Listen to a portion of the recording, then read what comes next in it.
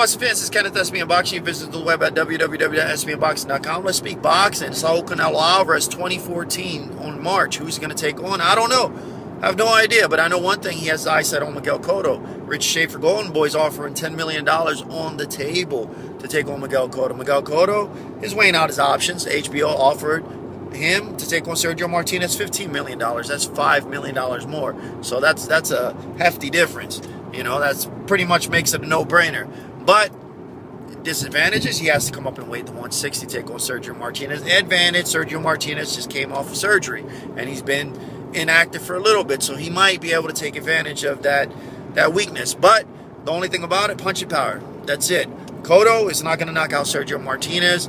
It's heavier weight, and I think he doesn't carry the punching power to do anything to Sergio Martinez. I think he has a better opportunity to take on Miguel Cotto. Saul Canelo Alvarez. Yes, I agree. That would be definitely a good fight. But if that fight doesn't happen, Saul Canelo Alvarez, man, it's only fair. It's only fair. Yes, he came off a loss against Floyd Mayweather Jr. Miguel Cotto as well came off a loss to Floyd Mayweather Jr. But Austin Trout, he looked good against Austin Trout, but Austin Trout gave him a run for his money. But like I said, it's only fair. Lara, you got to take on Lara, man. Lara completely dominated Austin Trout.